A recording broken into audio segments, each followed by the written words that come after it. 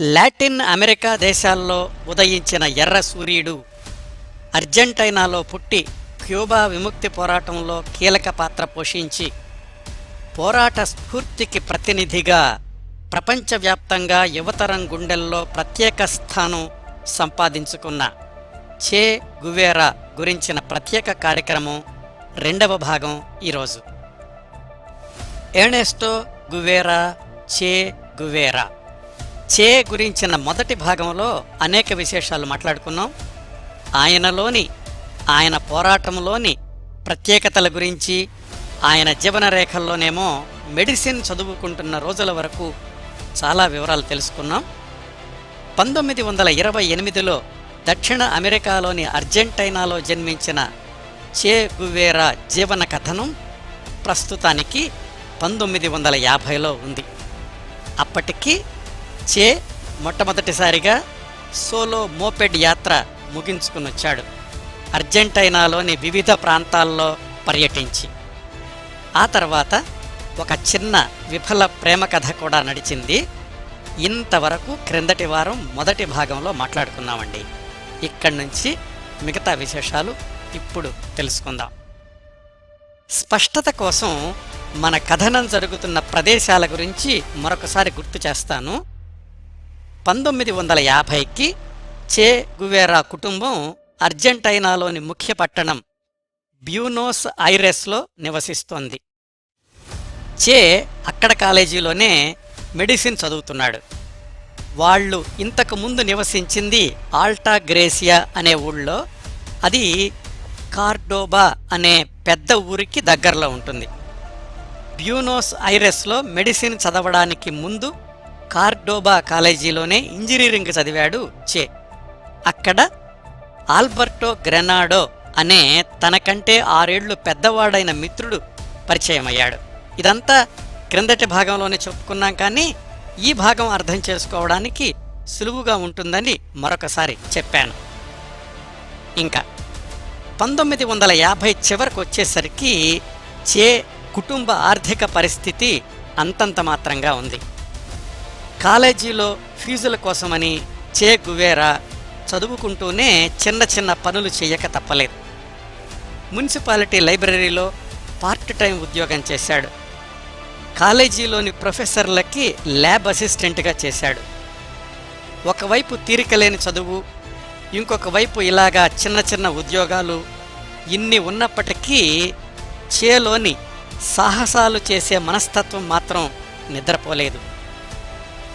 సాహసము plus అంతో ఇంతో ఆదాయము వచ్చే అవకాశం వెతుక్కున్నాడు 1951 మొదట్లో. అంటే తన సోలో సైకిల్ ట్రిప్ నుంచి వెనక్కొచ్చిన 6-7 నెలలకి. అదేమిటంటే అర్జెంటైనా ప్రభుత్వ పెట్రోలియం సంస్థకు చెందిన ఓడల మీద మెడికల్ అసిస్టెంట్గా. ఆ పని చెయ్యాలంటే సంబంధిత మంత్రిత్వ శాఖ నుంచి అనుమతి కావాలి. అప్పటికి మెడిసిన్ 4 ఏళ్లు పూర్తి చేశాడు. ప్రొఫెసర్ల దగ్గర మంచి పేరు తెచ్చుకున్నాడు. వాళ్ల దగ్గర సిఫారసు ఉత్తరాలు తీసుకుని మినిస్ట్రీ ఆఫ్ పబ్లిక్ హెల్త్కి దరఖాస్తు చేసుకుని పెట్రోలియం నౌకల్లో మెడికల్ అసిస్టెంట్గా కొన్ని నెలలు ప్రయాణించడానికి అనుమతి తెచ్చుకున్నాడు. మెడిసిన్ చదువుతుండగానే వైద్యుడిగా పనిచేసిన అనుభవం వస్తుంది. వాళ్ళు ఎంతో కొంత జీతం కూడా ఇస్తారు. ఒక్కొక్క నౌక సుమారుగా 5-6 వారాలు ప్రయాణిస్తుంది, దక్షిణ అమెరికాలోని దేశాలన్నింటినీ చుడుతూ. అట్లా 1951 ఫిబ్రవరి నుంచి 4-5 నెలల పాటు ఆ పెట్రోలియం షిప్స్లో ప్రయాణం చేశాడు చే. దక్షిణ అర్జెంటైనా నుంచి బయలుదేరి అట్లాంటిక్ తీరం దాకా బ్రెజిల్, వెనుజువాలా, కరేబియన్ దీవులు, ట్రినిడాడ్, టొబాగో, గవానా ఈ దేశాల నౌకాశ్రయాలన్నింటినీ చుట్టొచ్చాడు. నౌకల్లో ప్రయాణం చాలా ఉత్సాహంగా ఉండేది చే గువేరాకి. ఆ నౌకలో ఉండే సిబ్బందికి వచ్చే అనారోగ్యాలకు చికిత్స చేయడం అతడి బాధ్యత. ఒక్కొక్క నౌకలో సుమారుగా 100 మంది సభ్యులు ఉంటుండేవాళ్లు. రోజంతా పని ఉండేది కాదు. ఖాళీ సమయం అంతా పుస్తకాలు చదువుకోవడానికి వినియోగించుకునేవాడు. తన క్లాసు పుస్తకాలతో పాటు కార్ల్ మార్క్స్ రాసిన క్యాపిటల్కి స్పానిష్ అనువాదం కూడా తనతో పాటు తెచ్చుకున్నాడు. అది చదువుతూ ఉండేవాడు. ఏదో ఒక పోర్టులో ఆగినప్పుడల్లా బయటకొచ్చి ఆయా నగరాల్ని చూడొచ్చు. అయితే ఒక్కొక్క పోర్టులో ఎక్కువ సమయం ఆగకపోవడంతో హడావుడిగా తిరిగేసి రావాల్సొచ్చేది. అది కొంచెం చిరాకుగా అనిపించినా మొత్తం మీద ఆ నౌకా ప్రయాణం చే ఆలోచనల్లో పరిణితిని మరింతగా పెంచింది. 1951 మే జూన్ ప్రాంతాలకు ఆ తాత్కాలిక ప్రయాణాలన్నీ ముగించుకుని ఇంటికొచ్చేసి మళ్ళీ తన మెడికల్ కాలేజీ చదువులో మునిగిపోయాడు. ఈ ప్రయాణం ముందు వరకు చే గువేరా రచయితగా పెద్దగా ఏమీ రాయలేదు. ఈ ప్రయాణంలో రాసుకున్న అనుభవాలే అతడి తొలి రచన. తర్వాత అదెక్కడా పుస్తక రూపంలో ప్రచురణ కాలేదు. కానీ ఇంటికి రాగానే తండ్రికి చూపించాడు తన పర్యటన అనుభవాలకి అక్షర రూపం. వాటిల్లో చే రాసుకున్న మొదటి వాక్యం ప్రముఖ రచయిత ఇబ్సన్ది. విద్య అనేది నిజ జీవిత సవాళ్లని ఎదుర్కొనే సామర్థ్యాన్నివ్వాలి అని. ఈ అనుభవం తర్వాత 1951 సెప్టెంబర్లో మరొక సాహసం చేసే అవకాశం వచ్చింది చే గువేరాకి, అప్పటి ఎర్నెస్టో గువేరాకి. దాని పర్యవసానమే చే గువేరా రాసిన master piece the motor cycle diaries. ఈ సాహసయాత్ర నేపథ్యం తెలుసుకుందాం. చే గువేరా చేసిన 9 నెలల మోటార్ సైకిల్ యాత్రకు మూల కారణం అతడి మిత్రుడు ఆల్బర్టో గ్రెనాడో. చే ఇంతకుముందు ఇంజనీరింగ్ చదువుకున్న కార్డోబా నగరంలోని కాలేజీలో మిత్రుడు అని మొదటి భాగంలో చెప్పుకున్నాం. పుస్తక పఠనం వాళ్ళిద్దరినీ దగ్గరకు చేసింది. వయసులో చే కంటే 6 ఏళ్లు పెద్దవాడైనప్పటికీ ఇద్దరూ సమయుడు వాళ్లల్లాగా కలిసిమెలిసి తిరిగేవాళ్లు. చే గువేరా కార్డోబా నుంచి బ్యూనోస్ ఐరెస్ నగరానికి వెళ్ళిపోయినప్పటికీ సెలవులొచ్చినప్పుడల్లా కార్డోబా నగరానికి వెళ్ళి గ్రెనాడోని కలుసుకుంటుండేవాడు. 1951 సెప్టెంబర్లో అలా ఒకసారి సెలవుల్లో కార్డోబా నగరానికి వెళ్ళాడు చే గువేరా. అప్పటికే గ్రెనాడో మోటార్ సైకిల్ యాత్ర గురించి ప్రణాళికలు వేసుకుంటున్నాడు. అప్పట్లో అర్జెంటైనా యువతరానికి విదేశాలైనటువంటి స్పెయిను, ఫ్రాన్సు, అమెరికాల గురించి తెలిసినంతగా మిగతా లాటిన్ అమెరికా దేశాల గురించి తెలియదు. తమ ఖండంలోని ఇతర దేశాల గురించి మరింత లోతుగా తెలుసుకోవాలి అనిపించింది గ్రెనాడోకి. అన్ని దేశాలు రైల్లోనో విమానాల్లోనో ప్రయాణించడానికి డబ్బులు లేవు. పైగా అలా ప్రయాణిస్తే ప్రజలతో మమేకమై వాళ్ల జీవన విధానాల గురించి తెలుసుకోవడానికి వీలు కాదు. అందుకని తన దగ్గరున్న పాత మోటార్ సైకిల్ మీద లాటిన్ అమెరికా దేశాలన్నీ చుట్టి రావాలి అన్నది గ్రెనాడో ఆలోచన. ఇదంతా జరుగుతున్నప్పుడు మన చే గువేరా ఇంకా సీన్లో లేడండి. అప్పటికే ఆ మోటార్ సైకిల్కి చాలాసార్లు రిపేర్లు చేయించాడు. కానీ అదైతే మధ్యలో ఇబ్బంది వచ్చినా తనే రిపేర్ చేసుకోగలడు అనే ధైర్యంతోటి దానిమీదనే వెళదామనుకుంటున్నాడు. మరి తిండికి దారి ఖర్చులకి ఎలాగా? తిండికి పెద్ద ఇబ్బంది ఏమీ లేదు, ఏదైనా తినగలడు. మరి దారి ఖర్చులకి? అప్పటికే గ్రెనాడో కార్డోబా శివార్లలోని కుష్టు రోగుల పునరావాస కేంద్రంలో సేవలందిస్తున్నాడు. ఆ రోజుల్లో లాటిన్ అమెరికా దేశాల్లోని చాలా చోట్ల ఈ కుష్టు వ్యాధిగ్రస్తుల పునరావాస కేంద్రాలున్నాయి. అంచేత వివిధ నగరాల్లోని ఆ కేంద్రాలకు వెళ్ళి వాళ్లకు సేవలందించి దాని ద్వారా వాళ్ళు చేసే సహాయంతోటి ప్రయాణం కొనసాగించాలి అని గ్రెనాడో ఆలోచన. ఇంతవరకు ఈ ఆలోచనలన్నీ తనొక్కడే వెళ్లాలనుకునే ఉద్దేశంతో సాగినవే. తన ప్రణాళిక గురించి తమ్ముడితో చెప్పాడు గ్రెనాడో. అప్పుడు తమ్ముడు అన్నాడు, క్రిందటేడాదే ఎర్నెస్టో గువేరా అంటే మనం మాట్లాడుకుంటున్న చే గువేరా సైకిల్ మీద అర్జెంటైనా అంతా చుట్టొచ్చాడు. తనకు కూడా ఇలాంటి ప్రయాణాలంటే ఇష్టం కదా, తనని కూడా నీతో పాటు తీసుకెళ్తే బావుంటుంది అని. గ్రెనాడోకి ఈ ఆలోచన నచ్చింది. పైగా చే ఆలోచనలు తన ఆలోచనలు ఒకటే. కొత్త దేశాలు చూడాలి, కొత్త జీవన విధానాల్ని అర్థం చేసుకోవాలి. ఇట్లా ఈ నేపథ్యంలో 1951 సెప్టెంబర్లో తనని చూడడానికి బ్యూనోస్ ఐరెస్ నుంచి వచ్చిన చేతో తన ఆలోచనలు పంచుకున్నాడు ఆల్బర్టో గ్రెనాడో. చే ఎగిరి గంతేశాడు. అయితే అప్పటికి మెడిసిన్ చదువు చివరి సంవత్సరంలో ఉన్నాడు. అర్ధ సంవత్సరం పరీక్షలు డిసెంబర్లో ఉన్నాయి. అవి పూర్తయ్యే వరకు ఆగితే ఇద్దరం కలిసి ప్రయాణించవచ్చు అన్నాడు. గ్రెనాడో ఆ ప్రతిపాదనకు అంగీకరించాడు. అయితే చే తన ఇంట్లో వాళ్లతోటి ఈ ప్రయాణం గురించి చెప్పినప్పుడు వాళ్ళు వెంటనే ఒప్పుకోలేదు.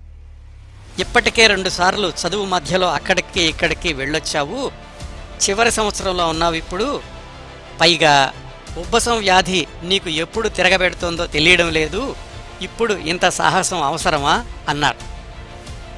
అయితే ముందనుకున్నట్లుగా 1953లో ఎట్టి పరిస్థితుల్లో డిగ్రీ పూర్తి చేస్తాను అని మాట ఇచ్చాడు ఇంట్లో వాళ్ళకి. అట్లాగే ఆస్తమా గురించి తగు జాగ్రత్తలు తీసుకుంటాను అని హామీ ఇచ్చాక ఇంట్లో వాళ్ళు సరే అన్నారు. అయితే మరీ సంవత్సరం పాటు తిరగొద్దు, వీలైనంత త్వరగా తిరిగి వచ్చేయి అని చెప్పారు. ఇన్ని ఆలోచనలు, ప్రణాళికలు, సన్నాహాలు పూర్తయ్యాక చే, గ్రెనాడో ఇద్దరూ కలిసి 1951 డిసెంబర్ 29న తమ మోటార్ సైకిల్ మీద లాటిన్ అమెరికా దేశాల పర్యటన ప్రారంభించారు. కొన్ని దుప్పట్లు, మధ్యలో అవసరమైతే వేసుకోవడానికి తేలికపాటి టెంట్ సామాగ్రి, కొన్ని దుస్తులు, స్వీయ రక్షణ కోసం ఆటోమేటిక్ పిస్తోలు అన్నింటినీ తమ పాత 500cc నార్టన్ మోటార్ సైకిల్ మీద కట్టుకున్నారు. దానికి లా పొడారెసా అని పేరు పెట్టాడు గ్రెనాడో. అంటే బాహుబలి అని అర్థం చెప్పుకోవచ్చు. ఈ ప్రయాణం వాళ్ళిద్దరి జీవితాల్లోనే కాదు, లాటిన్ అమెరికా దేశాల చరిత్రలో, ప్రపంచ చరిత్రలో కూడా చిరస్థాయిగా నిలిచిపోతుందని, ఆ ప్రయాణంలో చే రాయబోయే దినచర్య ఆ తర్వాత 45 సంవత్సరాలకు పుస్తకంగా వచ్చి సంచలనం సృష్టిస్తుందని, అన్నింటికీ మించి 9 నెలల ఈ సుదీర్ఘ ప్రయాణం చే గువేరా ఆలోచనల్లో సమూలమైన మార్పులు తీసుకొచ్చి అతణ్ణి సాయుధ విప్లవ బాట పట్టిస్తుందని ఆ మోటార్ సైకిల్ తొలి కిక్ కొట్టినప్పుడు వాళ్ళిద్దరికీ అస్సలు తెలీదు.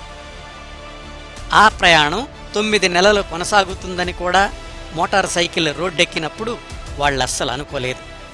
చే తన డైరీలో రాసుకున్నాడు, ఈ ప్రయాణం మొదలుపెట్టినప్పుడు మా చేతిలో డబ్బుల్లేవు, గుండెల నిండా కలలున్నాయి అంతే అని.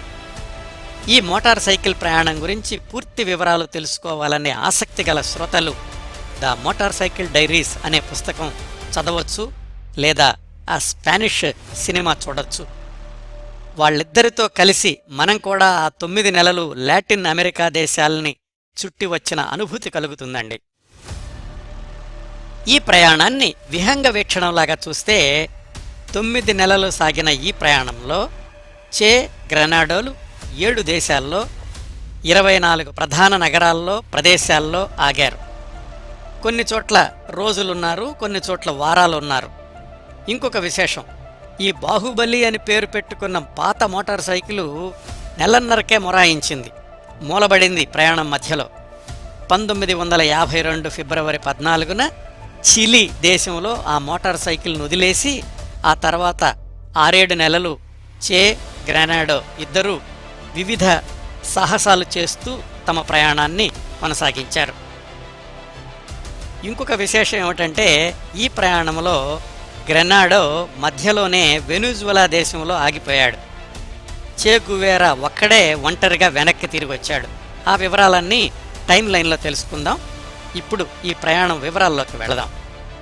వాళ్ళు ప్రయాణించిన మార్గం మ్యాప్ చూపిస్తున్నాను యూట్యూబ్ వీడియోలో. 1951 డిసెంబర్ 9న కార్డోబా నగరం నుంచి బయలుదేరి 1952 జనవరి 4కి చే కుటుంబం నివసిస్తున్న, అతడు మెడిసిన్ చదువుకుంటున్న బ్యూనోస్ ఐరెస్ నగరం చేరుకున్నారు. చే కుటుంబ సభ్యుల దగ్గర వీడ్కోలు తీసుకున్నారు. వాళ్ళ తర్వాత మజిలీ అర్జెంటైనాలోనే మిరామార్ అనే సముద్ర తీర ప్రాంతంలోని రిసార్ట్ నగరం. 1952 జనవరి 16కి అక్కడికి చేరుకున్నారు. గ్రెనాడో కుటుంబం ఆ సమయానికి అక్కడే నివసిస్తోంది. వాళ్ళింట్లో 2 రోజులుండి బయలుదేరదామనుకున్నారు, కానీ వారం రోజులు ఉండిపోయారు. కారణం, చే ఇంజనీరింగ్ కాలేజీలో ఉండగా ప్రేమించిన అమ్మాయి చిన్ చిన్న, ఆమె కుటుంబ సభ్యులు కూడా ఒక రిసార్టులో విశ్రాంతి కోసమని విడిది చేశారు. అక్కడ వాళ్ళని కలుసుకున్నారు. చిన్ చిన్న చేకి $15 ఇచ్చి, మధ్యలో ఎప్పుడైనా అమెరికా వెళితే లేసు దుస్తులు తీసుకురా అని చెప్పింది. అప్పటికి సుమారు 1000 కిలోమీటర్ల దూరం ప్రయాణించారు. అప్పటికే వాళ్ల బాహుబలి పాత మోటార్ సైకిలు మొరాయించడం మొదలుపెట్టింది. దాన్ని నమ్ముకునే మళ్లీ ప్రయాణం మొదలైంది. 1952 జనవరి 31కి పర్వతాలు, రాళ్లదారులు దాటుకుంటూ దాదాపు అర్జెంటైనా సరిహద్దుల్లోకి వచ్చారు. అప్పటికి వాళ్ల మోటార్ సైకిల్ ప్రమాద సూచికలు ఇవ్వడం మొదలుపెట్టింది. పదే పదే జారిపోవడం, తుప్పుపట్టిన ఇంజిన్ ఆగిపోవడం, అయినా కానీ ముందుకి కదిలారు. ఒకసారి ఆ బైక్ మధ్యలో ఆగిపోతే గడ్డకట్టే చలిలో ఒక చెరువు దగ్గర రాత్రంతా గడపాల్సొచ్చింది. దోమలో చలి, వెంట తెచ్చుకున్న దుప్పట్లు చలిని ఆపినా దోమల బారిన పడక తప్పలేదు. ఈ ప్రయాణపు అనుభవాల గురించి రాస్తూ చే తన డైరీలో, మేము బైక్ మీద ప్రయాణించడం కంటే దాని కింద పడుకుని రిపేర్ చేయడంలోనే ఎక్కువ సమయం గడిపాము అని రాసుకున్నాడు. 1952 ఫిబ్రవరి 14కి అర్జెంటైనా దేశం సరిహద్దుల్ని దాటుకుని చిలీ దేశంలో ప్రవేశించారు. చిలీలోని శాంటియాగో నగరం చేరుకునేసరికి వాళ్ల మోటార్ సైకిల్ పూర్తిగా దెబ్బతింది. ఎంత ప్రయత్నించినా, స్థానికంగా ఉన్న మెకానిక్ షాపుల్లో చూపించినా కదలనంటే కదలను అన్నట్లుగా ఇనప ముక్కలాగా మిగిలిపోయింది. ఇంకా దాంతో లాభం లేదనుకుని దాన్నక్కడ వదిలేసి చే గ్రెనాడోలు కాళ్లకి పని చెప్పారు. అక్కడ్నుంచి ఓపికొన్నంత దూరం నడవడం, ఎవరైనా లిఫ్ట్ ఇస్తే ట్రక్కుల్లో ప్రయాణించడం. తర్వాత 6-7 నెలల ప్రయాణం ఇలాగే కొనసాగింది. వెంట తీసుకెళ్లిన డబ్బులు కూడా మొదటి నెలన్నరలోనే ఖర్చయిపోయాయి. చే ప్రియురాలు చిన్ చిన్న ఇచ్చిన $15 కూడా ఖర్చు పెట్టేశారు. ఇంకా ఏ రోజు కావలసిన డబ్బులు ఆ రోజు సంపాదించుకోవడమే అయ్యింది. హోటళ్లలో గిన్నెలు కడిగారు, కూలీలై సామాన్లు మోశారు, పశువులకు వైద్యం చేశారు, పొలాల్లో పనులు చేశారు. కొన్నిసార్లు గ్రామీణుల గృహోపకరణాలు బాగు చేశారు. అది ఇది అని లేకుండా ఏ పని చేస్తే డబ్బులు వస్తాయనుకుంటే ఆ పని చేస్తూ, అలా సంపాదించిన డబ్బులతో హోటళ్లలో తింటూ ప్రయాణం కొనసాగించారు. చిలీలోని స్థానిక పత్రికల వాళ్ళు వీళ్ల సాహసయాత్ర గురించి వార్తలు రాశారు. ఆ వార్తాపత్రికల కట్టింగ్స్ తరువాతి దేశాల్లో చూపించడానికి ఉపయోగపడ్డాయి. వీళ్లు కుష్ఠువ్యాధి పీడితులకు చికిత్స అందించడంలో అనుభవం ఉన్నవాళ్లు అని కూడా ఆ పత్రికల్లో రాయడం తరువాతి మజిలీల్లో బాగా ఉపయోగపడింది. 1952 మార్చి కల్లా చిలీలోని చుకికమాటా ప్రాంతంలోని రాగి గనుల దగ్గరకు చేరుకున్నారు. ప్రపంచంలోని అతిపెద్ద రాగి గని అది. చిలీ ఆర్థిక వ్యవస్థ ఎక్కువగా ఆ రాగి గనులు, కాపర్ మైన్స్ మీదనే ఆధారపడి ఉంది. అప్పటికి ఆ గనులన్నీ అనకొండా, కెన్నికోట్ అనే 2 అమెరికన్ కంపెనీల ఆధ్వర్యంలో నడుస్తున్నాయి. సహజంగానే యాజమాన్య లాభాలే తప్ప గని కార్మికుల సంక్షేమం గురించి పట్టించుకునేవాళ్లే లేరు.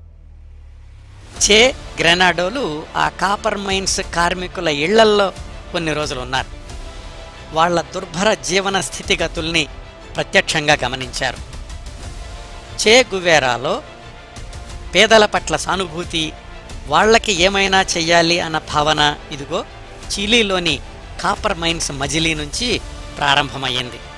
ఆ పరిస్థితుల గురించి చే తన డైరీలో రాసుకున్నాడు.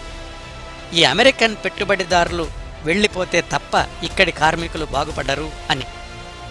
ఆ సమయానికి చిలీలోని రాజకీయ వాతావరణం కూడా అస్తవ్యస్తంగా ఉంది. చిలీ ప్రభుత్వం కమ్యూనిస్టు పార్టీని చట్ట వ్యతిరేకమైనదిగా ప్రకటించింది. కమ్యూనిస్టుల్ని జైళ్లల్లో బంధించింది. పేదవాళ్లల్లో చాలామంది కమ్యూనిస్టు సానుభూతి పరులే. వాళ్లకి కమ్యూనిజము సిద్ధాంతాలు, మార్క్సిజము అంటే అస్సలు తెలియకపోయినప్పటికీ కమ్యూనిజం అంటే చాలా ఇష్టం. ఎందుకంటే వాళ్ల దృష్టిలో కమ్యూనిజం అంటే కూడు గుడ్డ నీడ ఇచ్చే సిద్ధాంతం అంతే. కమ్యూనిజం క్షేత్రస్థాయిలో నిరుపేదల మనసుల్లో ఎలాంటి స్థానం సంపాదించుకుందో చే గువేరాకి మొదటిసారిగా అక్కడ అర్థమయ్యింది. ఈ అనుభవాల తర్వాత 1952 ఏప్రిల్కి పెరు దేశంలో ప్రవేశించారు. కుస్కో, మాచుపిచ్చు లాంటి ప్రదేశాల్లో పెరు దేశపు పూర్వీకుల నాగరికత అవశేషాలు చూసి ఆశ్చర్యపోయాడు చే గువేరా. అక్కడి గ్రంథాలయాల్లో గంటల తరబడి గడిపాడు. ఒకప్పుడు వైభవంగా వెలిగిన ఇన్కా సామ్రాజ్యం, ఇప్పుడు పేదరికంలో మగ్గుతున్న పెరు స్థానిక ప్రజలు, ఈ వ్యత్యాసం చే గువేరాని బలంగా కదిలించింది. నాది కాని, నేనెప్పుడూ చూడని, జీవించని నాగరికత గురించి నేను ఎందుకింత బెంగపడుతున్నాను అని తన మోటార్ సైకిల్ డైరీస్లో రాసుకున్నాడు. అప్పటికే చే గువేరాలో భవిష్యత్ కార్యక్రమాలు కొంచెం కొంచెం స్పష్టత సంతరించుకోవడం మొదలుపెట్టాయి. తరువాతి నెల అంటే 1952 మేలో పెరు రాజ్యంలోని లిమా అనే నగరంలో కుష్ఠువ్యాధికి చికిత్స చేసే డాక్టర్ హ్యూగో పేస్ ఇంట్లో కొన్ని రోజులు గడిపారు. ఆయన కుష్ఠు రోగులకు చేస్తున్న నిస్వార్థ సేవల్ని గమనించారు. ఆయన దగ్గర కొన్ని రోజులు వాళ్లు చేయగలిగిన సేవలు కూడా చేశారు. ఆ డాక్టర్ చెప్పాడు, వైద్యాన్ని కేవలం చికిత్సగానే కాకుండా సామాజిక న్యాయం కోసం కొనసాగే ఉద్యమంలాగా కూడా చూడాలి అని. చేగువేరా ఆలోచనల్లో విప్లవ భావాలు విత్తనాలు నాటుకోవడానికి ఇలాంటి అనుభవాలన్నీ సహకరించాయి. ఆ డాక్టర్ నుంచే అమెజాన్ నదీ తీరంలో ఉన్న శాన్ పబ్లో అనే ఊళ్ళోని కుష్టు వ్యాధిగ్రస్తుల కాలనీ గురించి తెలుసుకున్నారు. కేవలం కుష్ఠురోగుల కోసం ప్రత్యేకంగా ఏర్పాటు చేసిన ఆ కాలనీలో కొన్ని రోజులు గడపాలి అని వాళ్ల ఉద్దేశం. వాళ్లు ఉన్న లిమా నగరం నుంచి శాన్ పబ్లోకి దాదాపు 900 కిలోమీటర్ల దూరం. పూకల్ప అనే ఊరు దాకా కాలినడకన వెళ్ళి అక్కడ ఒక షిప్ కెప్టెన్ని ప్రతిమలాడుకుని ఈక్విటోస్ అనే నగరం చేరుకున్నారు. అది కూడా అమెజాన్ నదీ తీరంలోనే ఉంటుంది. అక్కడికి వెళ్లేసరికి చేగువేరా ఉబ్బసం వ్యాధి తీవ్రతరమైంది. ఆసుపత్రిలో చేరాల్సి వచ్చింది. వారం పాటు ఆసుపత్రిలో చికిత్స తీసుకుంటేనే కాని మామూలు మనిషి కాలేకపోయాడు. అక్కడ్నుంచి అమెజాన్ నదిలో పడవల మీద ప్రయాణించి శాన్ పబ్లో అనే ఊరు చేరుకున్నారు. అక్కడ కుష్ఠురోగుల కోసం ప్రత్యేకంగా ఉన్న కాలనీలో 2-3 వారాలున్నారు. అప్పటికే కుష్ఠు వ్యాధిగ్రస్తులకు చికిత్స చేయడంలో చేగువేరాకి గ్రెనాడోకి ఇద్దరికీ అనుభవం ఉంది కాబట్టి అక్కడి వైద్యులతోటి తేలిగ్గా కలిసిపోయారు. అక్కడి వైద్యులు చేతులకు గ్లౌజులు వేసుకునే కుష్ఠువ్యాధిగ్రస్తులకు చికిత్స చేసేవాళ్లు. చే మాత్రం గ్లౌజులు తీసేసి రోగుల చేతులు పట్టుకుని మందులు రాసేవాడు. వాళ్ల శరీరం మీద పొళ్లకి కట్లు కట్టేవాడు. రోగులు ఆయన సేవలు చూసి కన్నీరు పెట్టుకున్నారు. ఇలాంటి డాక్టర్ని మేమెప్పుడూ చూడలేదు అన్నారు. తన పుట్టినరోజు జూన్ 14, 1952న అమెజాన్ నదిని ఈదుతూ వెళ్లి ఒక లంక లాంటి ప్రదేశంలో కుష్ఠురోగులతో కలిసి తన పుట్టినరోజు జరుపుకున్నాడు. ఆయనకు ఉబ్బసం వ్యాధి ఉంది అని తర్వాత తెలిసింది కుష్ఠురోగులకు. ఆ సందర్భం గురించి తన డైరీలో రాసుకున్నాడు చే. సమాజం వెలివేసిన వాళ్లతో ఈ పుట్టినరోజు జరుపుకోవడాన్ని నేనెప్పుడూ మర్చిపోలేను అని. ఈ శాన్ పబ్లో తర్వాత వాళ్ల మజిలీ కొలంబియా దేశంలోని లెటీసియా. అక్కడికి అమెజాన్ నది ద్వారానే వెళ్ళాలి. శాన్ పబ్లోలో వాళ్లు విడిది చేసిన కుష్ఠురోగుల బృందం వాళ్లకి ఒక పడవని బహుమతిగా ఇచ్చింది. జోరున వర్షం పడుతుంటే ఆ కుష్ఠురోగులంతా నదీ తీరానికొచ్చి వీళ్ళిద్దరికీ వీడ్కోలు చెప్పారు కన్నీళ్లతో. ఆ పడవలో ప్రయాణించి కొలంబియాలోని 2-3 నగరాలు పర్యటించారు. ప్రతిచోట స్థానిక రాజకీయ పరిస్థితుల్ని అధ్యయనం చేయడమే చే గువేరా ప్రథమ ప్రాధాన్యత అయ్యింది. ఆగిన ప్రతి చోట నుంచి ఇంటికి ఉత్తరాలు రాస్తుండేవాడు. అమెజాన్ నది గుండా ప్రయాణించినప్పుడు రాసిన ఉత్తరంలో చెప్పాడు, కొద్దిసేపట్లో గ్రెనాడో నేను ఇద్దరము అమెజాన్ నది గుండా పడవలో ప్రయాణించబోతున్నాము. అమెజాన్ అడవుల్లో మనుషుల్ని తినే ఆదివాసులు ఉంటారట. మరి మేము మధ్యలో వాళ్లకి ఆహారం అవుతామేమో. ఒకవేళ అదే జరిగితే మా పుర్రెలు తర్వాత న్యూయార్క్ మార్కెట్లో అమ్మకానికి దొరకొచ్చు అని. చేలోని హాస్యం చమత్కారం కుటుంబ సభ్యులకు అలవాటే. కొలంబియా నుంచి వెనిజువెలా దేశం చేరుకున్నారు. ఇవన్నీ వాళ్ళు మామూలు ప్రయాణం ద్వారానే. వాళ్ళు బయలుదేరిన మోటార్ సైకిల్ చిలీలోనే వదిలేశారని చెప్పుకున్నాం కదా. ప్రస్తుతం జులై నెలలోకి వచ్చారు. వెనిజువెలా రాజధాని కారకస్ చేరుకున్నాక గ్రెనాడో అక్కడే ఉండిపోవాలనుకున్నాడు. ఎందుకంటే అక్కడ కుష్ఠరోగుల ఆసుపత్రిలో పనిచేయడానికి. ఆ ఆసుపత్రి వాళ్ళు గ్రెనాడోకి ఉద్యోగం ఇవ్వడం ఒక కారణం, జూలియా అనే అమ్మాయి పరిచయం అవడం కూడా అతడు అక్కడే ఉండిపోవడానికి మరొక కారణం. మరి చే గువేరా ఇంటికి అర్జెంటైనా వెళ్ళిపోక తప్పదు. ఎందుకంటే డాక్టర్ చదువు మధ్యలో వదిలేసి వచ్చాడు కదా, అందుకని. వెనిజువెలా నుంచి అర్జెంటైనాకి ఒక్కడే ఎలా వెళ్ళాలి? అప్పటికే ఏ రోజుకు ఆ రోజు అన్నట్లుగా గడిచింది వాళ్ల పరిస్థితి. అదృష్టవశాత్తు చే గువేరా దూరపు బంధువు ఒకతను వెనిజువెలాలో కనిపించాడు. అతను రేసు గుర్రాలను తీసుకెళ్లే విమానంలో పనిచేస్తున్నాడు. ఆయన చే గువేరాకి సహాయం చేయడానికి ముందుకొచ్చాడు. అప్పటికి ఆ బంధువు పనిచేసే రేసు గుర్రాలను తీసుకెళ్లే విమానం వెనిజువెలా నుంచి అమెరికాలోని మియామి, ఫ్లారిడాకి వెళుతోంది. అక్కడ వరకు నాతో వచ్చేయి, అక్కడ్నుంచి ఇదే విమానం అర్జెంటైనా వెళుతుంది, దానిలో పంపిస్తాను అన్నాడు ఆ బంధువు. మిత్రుడు గ్రెనాడోకి వీడ్కోలు చెప్పాడు చే గువేరా. విడిపోవడం ఇద్దరికీ బాధాకరంగానే ఉంది.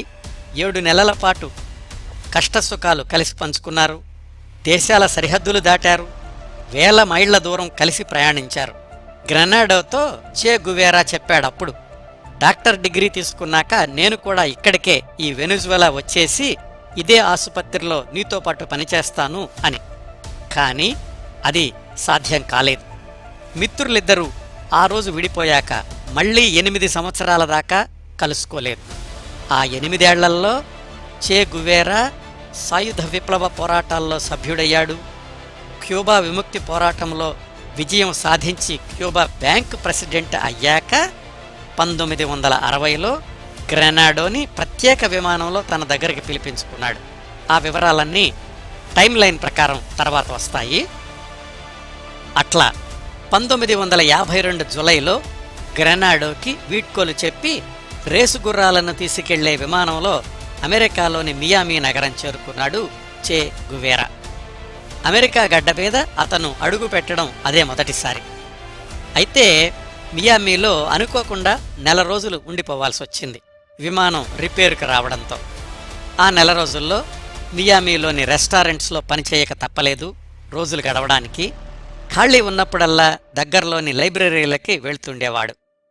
ఇన్ని అనుభవాలను పోగు చేసుకుని చిట్ట చివరికి 1952 ఆగస్టులో తన సొంత ఊరు అర్జెంటైనాలోని బ్యూనోస్ ఐరెస్కి చేరుకున్నాడు చే గువేరా. అప్పటికి అతడి వయసు 24 సంవత్సరాలు.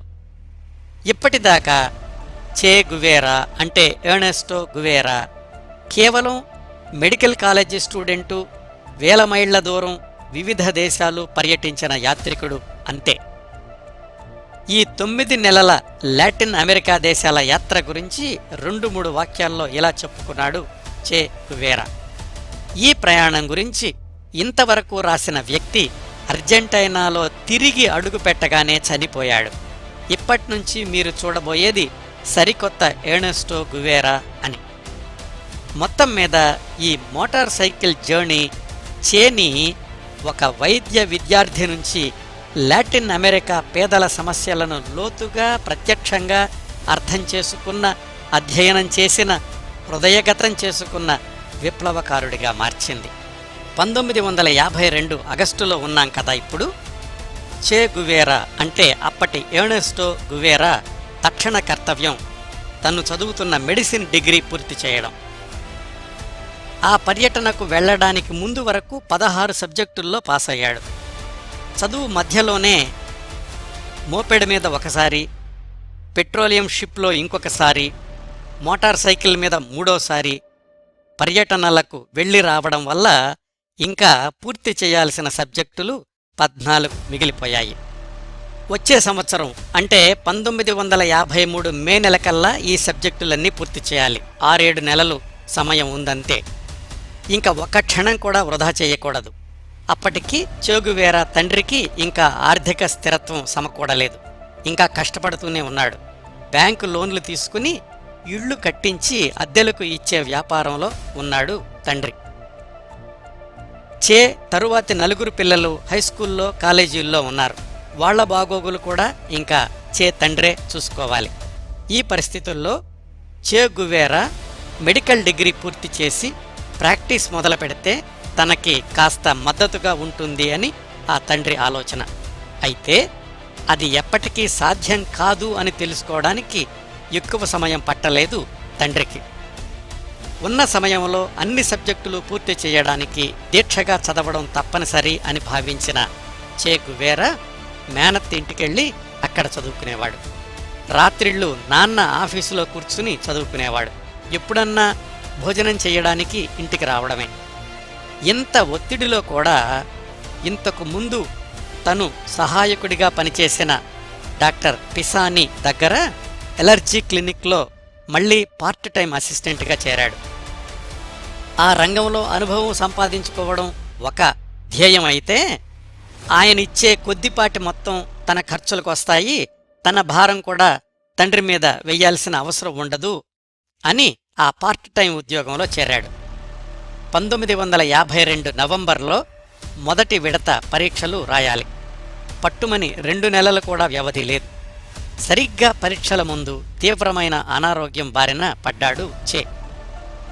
ఆ డాక్టర్ దగ్గర సహాయకుడిగా పనిచేసేటప్పుడు మృతదేహాల అవశేషాల్ని విశ్లేషించే క్రమంలో సరైన భద్రతా ప్రమాణాల్ని పాటించకపోవడం వల్ల ఏదో వ్యాధి సోకింది.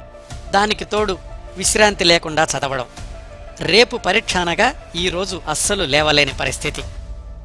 ఆ ఎలర్జీ డాక్టరే చే ఇంటికొచ్చి చికిత్స మొదలుపెట్టాడు.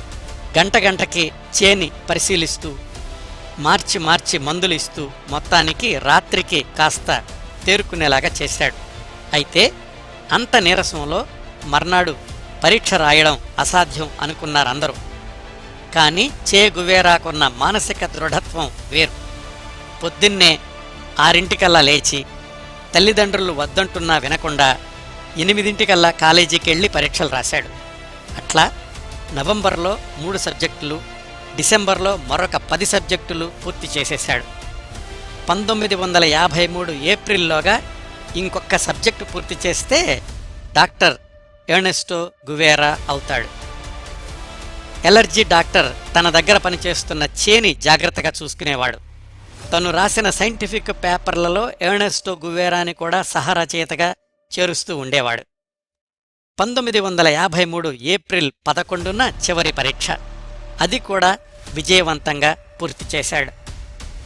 నాన్న, నేనిప్పుడు డాక్టర్ ఎర్నెస్టో గువేరాని అని ఎదురుగా నిల్చున్న చెట్టంత కొడుకును చూసి ఆనందంతో ఉప్పొంగిపోయాడు తండ్రి. అయితే ఆ తండ్రి ఆనందం ఎక్కువ కాలం నిలవలేదు. చే గువేరా వాళ్ల ఊళ్ళోనే ప్రాక్టీస్ ప్రారంభిస్తాడని ఆఫీసు వెదుగుదామనుకుంటున్నాడు తండ్రి. ఆ అవసరం లేదు, నేను నా మరొక బాల్యమిత్రుడు క్యాలికాతో కలిసి మరొకసారి లాటిన్ అమెరికా దేశాల పర్యటనకు వెళదామనుకుంటున్నాను అన్నాడు చే. అమ్మా నాన్న ఎంతో నచ్చజెప్పాలని చూశారు. ఇన్నాళ్ళు వెళ్ళొచ్చావు కదా, ఇప్పుడు డాక్టర్ డిగ్రీ కూడా వచ్చింది, ప్రాక్టీస్ పెడితే మాకు తోడుగా ఉంటుంది అని బతిమలాడారు. కానీ చే మొండివాడు అని వాళ్ళకి తెలుసు. నా జీవితం మన కుటుంబం కోసం కాదు, మన దేశం కోసం, లాటిన్ అమెరికా దేశాలని ఏకం చెయ్యడం కోసం అన్నాడు.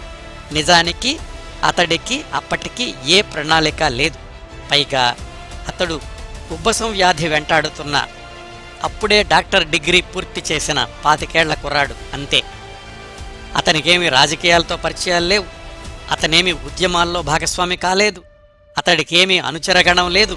అయినా కానీ లాటిన్ అమెరికా దేశాల్ని ఏకం చెయ్యాలి అనే లక్ష్యాన్ని నిర్దేశించుకోవడం ఎవరినడిగినా గాని అతడికేం పిచ్చా వెర్రా అంటారు. అయినా నిరంతరం జ్వలించే ఆ ఆశయాన్ని చల్లారకుండా ఆలోచనల్లో నింపుకున్నాడు కాబట్టే తదుపరి పరిణామాలన్నీ చోటు చేసుకున్నాయి. ఇప్పటికీ చే గువేరా గురించి మాట్లాడుకుంటున్నారు, సానుకూలంగానూ ప్రతికూలంగానూ కూడా. చే అప్పటికే పనిచేస్తున్న ఎలర్జీ డాక్టర్ తన ల్యాబొరేటరీలో ఉద్యోగం ఇస్తానన్నాడు. క్లినిక్లోనే నివాసం ఉండేందుకు ఒక అపార్ట్మెంట్ కూడా ఏర్పాటు చేస్తానన్నాడు. అక్కడ వెనుజువాలాలో ఆగిపోయిన మిత్రుడు ఆల్బర్టో గ్రానాడో ఉత్తరం మీద ఉత్తరం రాస్తున్నాడు. డాక్టర్ డిగ్రీ అవగానే ఇక్కడికి వచ్చేస్తానన్నావు కదా, ఇక్కడ నీకోసం ఉద్యోగం ఎదురుచూస్తోంది అని. ఏ ఆకర్షణ చే గువేరా నిర్ణయాన్ని మార్చలేకపోయింది. 1953 జూన్లో డిగ్రీ చేతికొచ్చింది. ఆ తర్వాత వారానికే తన 25వ పుట్టినరోజు జరుపుకున్నాడు కుటుంబ సభ్యుల మధ్య. వాళ్ళందరితో కలిసి జరుపుకునే పుట్టినరోజు అదే చివరిది అని ఆ రోజు వాళ్ళెవరూ ఊహించే అవకాశం లేదు. సంవత్సరం క్రిందట చేసిన 9 నెలల ప్రయాణంలో మిత్రుడు గ్రెనాడో తోడున్నాడు. ఇప్పుడు తన బాల్యమిత్రుడు క్యాలిక చేతో జత కలిశాడు.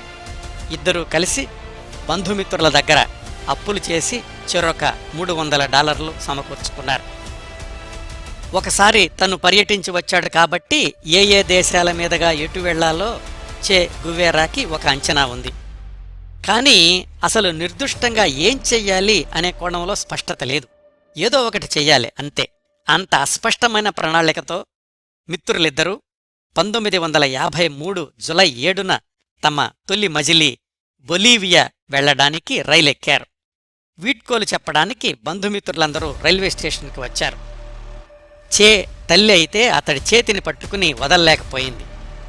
రైలు బయలుదేరి వెళుతుంటే ప్లాట్ఫారం చివరిదాకా కొడుకుని చూస్తూ పరిగెత్తింది. పిచ్చి తల్లి, ఇంకా కొడుకు మళ్లీ తనకు కనిపించడు అని ఆమెకు తెలీదు. అలా మొదలైంది ఎర్నెస్టో గువేరా చే గువేరా రెండవసారి లాటిన్ అమెరికా దేశాల యాత్ర. ఇంకా చే నిర్ణయించుకోవాల్సిందల్లా ఏ దేశంలో ఏ ఉద్యమంలో భాగస్వామి కావాలి అనేది. మొదటి ప్రయాణంలో లాగానే ఈసారి కూడా సాహసాలు చేస్తూ Bolivia, Peru, Ecuador, Costa Rica, El Salvador దేశాల మీదుగా 1953 డిసెంబర్కి గ్వాటిమాలా చేరుకున్నారు. ఆ దేశాలన్నింటిలోనూ రాజకీయ వాతావరణాల్ని చాలా దగ్గరగా పరిశీలించాడు. స్థానిక ఉద్యమ నేతలతో పరిచయాలు పెంచుకోగలిగాడు. అయితే ఏ దేశంలోని ఉద్యమం కూడా చే గువేరాకి సంతృప్తినివ్వలేదు. ఆ ఉద్యమాలు సరైన దిశలో నడుస్తున్నాయి అన్న నమ్మకం కలగలేదు. అందుకే వాటిని అధ్యయనం చేయడం తప్ప వాటిల్లో భాగస్వామి కాలేదు చే గువేరా. మధ్యలో డబ్బులైపోతే వెంట తెచ్చుకున్న పుస్తకాలు అమ్మేశాడు. స్థానిక పత్రికల్లో వ్యాసాలు రాసి పారితోషికం తీసుకున్నాడు. వెంట వచ్చిన మిత్రుడు క్యాలికానేమో మధ్యలో ఇంక ముందుకు రాలేను, నాకు ఓపిక అయిపోయింది, వెనుజువాలా వెళ్ళి గ్రెనాడో పనిచేసిన ఆసుపత్రిలో ఉద్యోగంలో చేరతాను అని అటెళ్ళిపోయాడు. గ్వాటిమాలా చేరుకునేసరికి చే గువేరా ఒక్కడే మిగిలాడు. అయితే గత 6 నెలల్లో వివిధ దేశాల్లో జరిగిన పరిచయాలు మాత్రం తర్వాత రోజుల్లో ఉపయోగపడ్డాయి. గ్వాటిమాలాలోనే 9 నెలలున్నాడు 1953 డిసెంబర్ నుంచి 1954 సెప్టెంబర్ దాకా. అంతకుముందు 6 నెలల్లో 8 దేశాలు తిరిగినవాడు ఈ గ్వాటిమాలా ఒక్క దేశంలోనే 9 నెలలు ఉండిపోవడానికి చాలా పరిస్థితులు దోహదం చేశాయి. ఆ సమయానికి గ్వాటిమాలా అధ్యక్షుడు జుకోబా అర్బెంజ్ ప్రజల చేత ఎన్నుకోబడినవాడే. ప్రజల నాయకుడిగా మంచి పేరు తెచ్చుకున్నాడు. అతడు అధికారంలోకి రాగానే పెద్ద పెద్ద భూస్వాముల అధీనంలో ఉన్న భూములన్నింటినీ జాతీయం చేసేసి పేద రైతులకు పంచడం మొదలుపెట్టాడు. యునైటెడ్ ఫ్రూట్ కంపెనీ అనే అమెరికన్ సంస్థ ఆధ్వర్యంలో 2,25,000 ఎకరాలున్నాయి. అది కూడా ఇప్పుడు గ్వాటెమాలా ప్రభుత్వపరమైంది. ఈ పరిణామాలన్నీ అమెరికాకి ఇబ్బంది కలిగించాయి, ఆగ్రహం కలిగించాయి.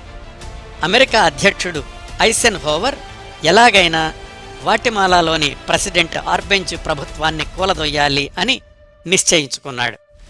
ఈ పరిస్థితులన్నింటినీ పూర్తిగా అధ్యయనం చేసిన చే గువేరాకి అర్జెంటైనా అధ్యక్షుడు అర్బెంజా చేపట్టిన ప్రజా సంక్షేమ కార్యక్రమాలు నచ్చాయి. ఆయనకు మద్దతుగా నిలవాలనుకున్నాడు. ఆయనకు మద్దతుగా నిలవడం అంటే అమెరికాకి వ్యతిరేకంగా పోరాడాల్సి రావడం. అయితే పోరాడము అంటే చే గువేరాకి అప్పటికీ పెద్దగా బలం ఏమీ లేదు, అనుచరగణము లేదు. మామూలు విదేశీ పౌరుడు అప్పటికి గ్వాటెమాలాలో. మరి అతి సాధారణ విదేశీయుడు గ్వాటెమాలా అధ్యక్షుడికి మద్దతునిచ్చే ఉద్యమంలో భాగస్వామి ఎలా అవుతాడు? ఇక్కడ ఇంకొక ముఖ్యమైన వ్యక్తిని, మహిళను పరిచయం చేసుకోవాలి మనం. ఆమె పేరు హిల్డా గాడియా. ఆమె పెరు దేశానికి చెందిన మహిళ. బాగా చదువుకున్నావిడ. పెరూలోని వామపక్ష ఉద్యమాల్లో క్రియాశీలకంగా పాల్గొంటూ ఉండేది. అక్కడి ప్రభుత్వం నిషేధించిన సంస్థలో సభ్యురాలు కాబట్టి పెరు దేశం నుంచి పారిపోయి వచ్చి గ్వాటెమాలాలో తలదాచుకుంటోంది ప్రస్తుతం. అంతకు ముందు నెలల్లో చే గువేరా పెరూలో పర్యటించినప్పుడు అక్కడి మిత్రులు హిల్డా గురించి చెప్పి ఒక సిఫార్సు ఉత్తరం కూడా ఇచ్చారు. చే గువేరా గ్వాటెమాలా నగరంలో అడుగుపెట్టగానే హిల్డాని కలుసుకున్నాడు. మొదటి పరిచయంలోనే చే అంటే ఇష్టం ఏర్పడింది హిల్డాకి. ఒక మెడికల్ డాక్టర్ నిస్వార్థంగా తనవి కాని దేశాల్లో పర్యటిస్తూ విముక్తి ఉద్యమాల్లో భాగం కావాలనుకోవడం ఆమె ఎప్పుడూ ఎదురుచూడని వ్యక్తిత్వం. హిల్డా తనలాగే ఇతర దేశాల నుంచి, ముఖ్యంగా అమెరికా నిఘా సంస్థల నుంచి తప్పించుకోవడానికి గ్వాటెమాలా వచ్చిన ఉద్యమ కార్యకర్తలతో కలిసి ఒక ఇంట్లో ఉంటోంది. చే గువేరాకి అక్కడ ఆతిథ్యం దొరికింది. అప్పటికి హిల్డా గ్వాటెమాలా ప్రభుత్వంలో ఎకనామిక్స్ మంత్రిత్వ శాఖలో పనిచేస్తోంది. ఆ హోదాలో చే గువేరాని ప్రెసిడెంట్ అర్బెంజా ప్రభుత్వంలోని అధికారులకు పరిచయం చేసింది హిల్డా గాడియా. ఆ విధంగా చే గువేరా తొలిసారి ప్రత్యక్ష రాజకీయ రంగంలోకి అడుగుపెట్టగలిగాడు. ఇదిలా ఉండగా 1954 మార్చి ఏప్రిల్ నెలలకల్లా గ్వాటెమాలాలోని ప్రభుత్వాన్ని అమెరికా కూలదేయడానికి చేస్తున్న ప్రయత్నాలు తీవ్రతరమయ్యాయి.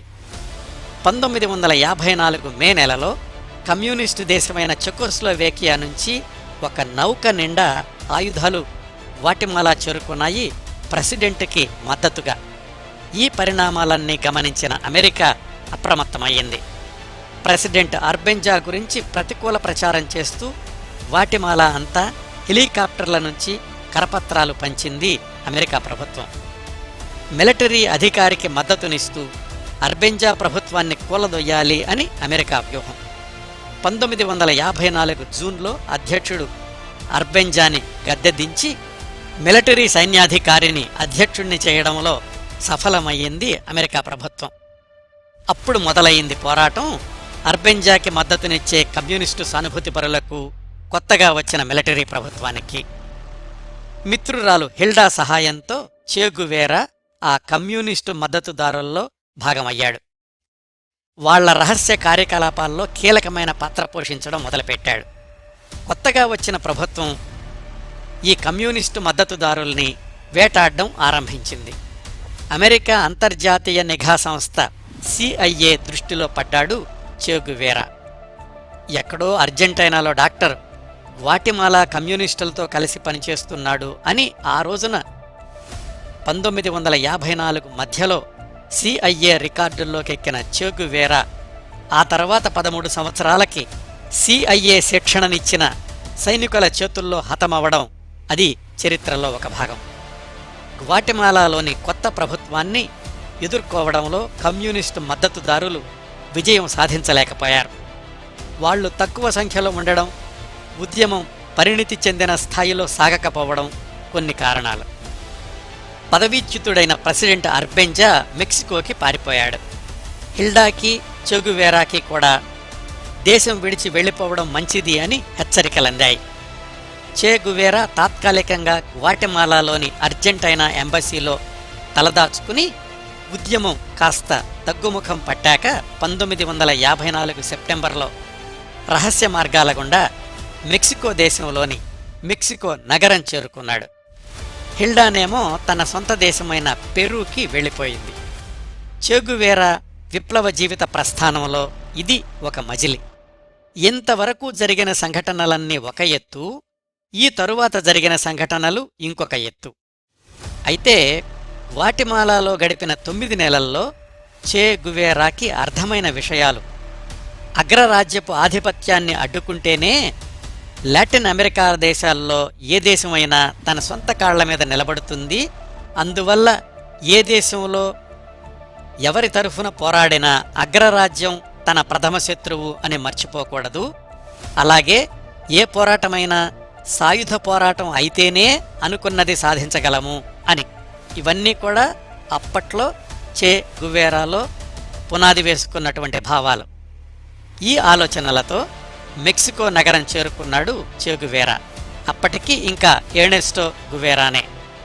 తరువాతి ప్రయాణం ఎలా కొనసాగింది, అసలు ఫిడెల్ కాస్ట్రోతో పరిచయం ఎలా జరిగింది, క్యూబా విముక్తి పోరాటంలో చే గువేరా చేసిన సాహసాలు ఎలాంటివి, ఈ విషయాలన్నీ వచ్చేవారం చే గువేరా జీవన రేఖలు 3వ భాగంలో మాట్లాడుకుందాం. ఈ ఎపిసోడ్ని ఇంతటితో ముగిస్తానండి. ఈ కార్యక్రమాలను ఆదరించి అభిమానిస్తున్న శ్రోతలందరకు హృదయపూర్వకంగా ధన్యవాదాలు తెలియచేస్తున్నాను. మళ్లీ వారం ఇదే కార్యక్రమం కొనసాగింపు 3వ భాగంతో కలుసుకుందాం. అంతవరకు నవ్వుతూ ఉండండి. మీ నవ్వులు 10 మందికి పంచండి. ప్రస్తుతానికి మీ వద్ద సెలవు తీసుకుంటోంది సదా మీ ఆదరాభిమానాలను కోరుకునే మీ కిరణ్ ప్రభ.